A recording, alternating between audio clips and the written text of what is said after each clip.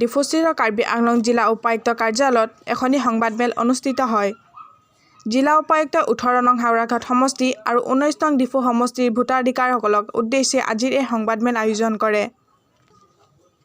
জিলা উপায়ুক্তই জানিবলৈ দিয়ে যে কোনো ভোটাৰৰ ভোটাৰ আইডিত কিবা ভুল থাকিলে শুধৰণি কৰা, যিসকল ভোটাৰে নিজৰ ঠিকনা সলনি কৰিছে তেওঁলোকৰ নতুন ঠিকনাত নিজৰ নাম উঠোৱা, যদি কোনো ভোটাৰৰ মৃত্যু হৈছে তেওঁলোকৰ নাম কৰ্তন কৰা বা কোনো ভোটাৰৰ নাম নতুনকৈ অন্তৰ্ভুক্ত কৰা সকলো সুবিধা মুকলি কৰি দিছে।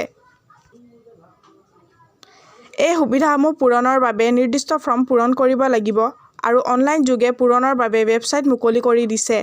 আৰু যদি কোনে অফলাইন যোগে কৰিব বিচাৰে তেন্তে স্থানীয় BLৰ সৈতে যোগাযোগ কৰিব লাগিব আৰু এই কাম 1 নৱেম্বৰৰ পৰা 30 নৱেম্বৰৰ ভিতৰত সম্পূৰ্ণ কৰিব লাগিব আৰু এই তালিকা জানুৱাৰী মাহৰ 5 তাৰিখে প্ৰকাশ পাব। ডিফুৰ পৰা অজিত গগৈৰ প্ৰতিবেদন 365 নিউজ ইণ্ডিয়া।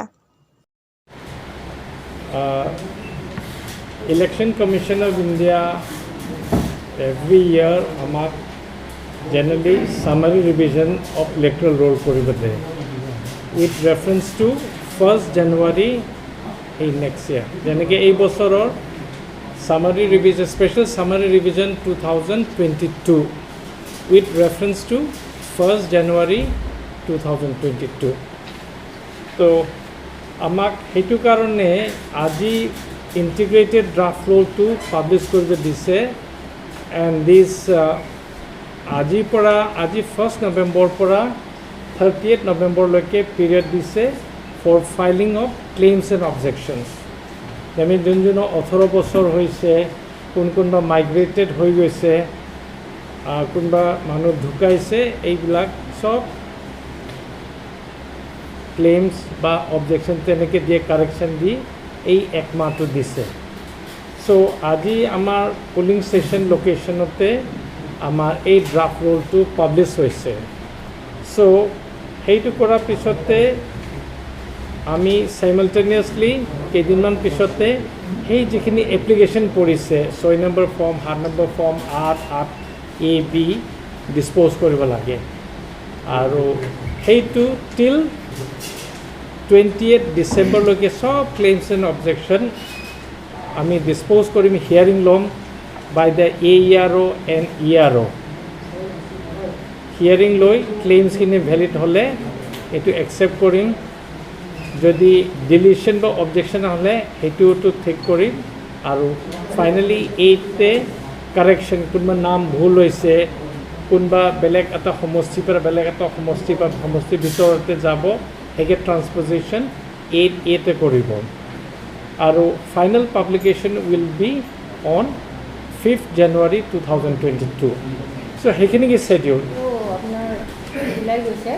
গতিকে যিসকলৰ কিবা ক্লেইমছ এণ্ড অবজেকশ্যনছ থাকিব পাৰে, এতিয়া ক্লেইমছ এণ্ড অবজেকশ্যন বিভিন্ন ধৰণৰ হ'ব পাৰে, কাৰোবাৰ কাৰেকশ্যন থাকিব পাৰে, ডিলিশ্যন হ'ব পাৰে, তাৰ ভিতৰত কাৰোবাৰ অবজেকশ্যনছ থাকিব পাৰে। এতিয়া কাৰেকশ্যন বুলি ক'লে বিভিন্ন ধৰণৰ কাৰেকশ্যন আহে, আপোনাৰ নেম কাৰেক্ট কৰিব লগা হয়, কিছুমানৰ চাৰনেম কাৰেক্ট কৰিব থাকে, তেনেকৈ ৰিলেশ্যনশ্বিপ ষ্টেটাছ চেঞ্জ কৰিব থাকে, ফটো কাৰেক্ট কৰিব থাকে, ডেট অফ বাৰ্থ কাৰেক্ট কৰিব থাকে। তেনেকৈ আপোনালোকৰ তাৰ কাৰণে অনলাইন এপ্লাই কৰিবলৈ হ'লে www.nvsp.in-ত এপ্লাই কৰিব পাৰে। তাতে ফৰ্ম 6 আছে, যদি ফৰ্ম 6ত নিউ এণ্ট্ৰি, যি একেবাৰে নিউ ভোটাৰ হয় তেওঁলোকৰ বেষ্ট ডেট হ'ব 1st January 2022। তেতিয়া যদি 1st January 2022 যাৰ 18 years কমপ্লিট হ'ব তেওঁলোকেও এপ্লাই কৰিব পাৰে, তেওঁলোকে ফৰ্ম 6ত নিউ এণ্ট্ৰিত গৈ এপ্লাই কৰিব লাগিব। ঠিক তেনেকৈ ফৰ্ম 7 আছে ডিলিশ্যন আৰু অবজেকশ্যনৰ কাৰণে। ডিলিশ্যন অবজেকশ্যন বিভিন্ন কাৰণত হ'ব পাৰে, কাৰোবাৰ শ্বিফটিং হ'ব পাৰে, কাৰোবাৰ ডেট হ'ব পাৰে। ঠিক তেনেকৈ কাৰেকশ্যনৰ কাৰণে আছে ফৰ্ম 8। মই কৈছোঁৱে correction name, age, date of birth এইবিলাক কাৰেকশ্যনৰ কাৰণে। তাৰোপৰি ফৰ্ম 8A আছে, কাৰোবাৰ যদি উইদিন দ্য কনষ্টিটুৱেঞ্চি ট্ৰান্সফাৰ হৈছে, উইদিন দ্য মানে LAC যদি কাৰোবাৰ পলিং ষ্টেচন চেঞ্জ হৈছে তো 8A তেওঁলোকে এপ্লাই কৰিব পাৰে। আৰু ইন কেছ বেলেগ কনষ্টিটুৱেঞ্চিৰ পৰা তেওঁলোকে এটা নতুন কনষ্টিটুৱেঞ্চিত যাব লাগে, সেইটো কিন্তু ফৰ্ম 6তে কৰিব লাগিব। তাৰোপৰি এটা মোবাইল এপ আছে ভোটাৰ্ছ হেল্পলাইন এপ, তাতো গৈ ভোটাৰসকলে যিসকল এপ্লাই কৰিব পাৰে। গতিকে এনেধৰণে কৰিলে হ'ল আৰু যিমান ক্লেইমছ এণ্ড অবজেকশ্যনছ আছে এই সকলোখিনি আমি 30 নৱেম্বৰলৈকেহে গ্ৰহণ কৰিম। পশ্চিম কাৰ্বি আংলং জিলাৰ খেৰণী হাইস্কুল খেলপথাৰ প্ৰাংগণত যোৱাকালি দিনজোৰা কাৰ্যসূচীৰে ক্ৰীড়া সমাৰোহ অনুষ্ঠিত কৰা হয়। খেৰণী ক্ৰীড়া সন্থাৰ সহযোগত পশ্চিম কাৰ্বি আংলং জিলা ক্ৰীড়া সন্থাৰ উদ্যোগত এই সমাৰোহ অনুষ্ঠিত কৰা হয়।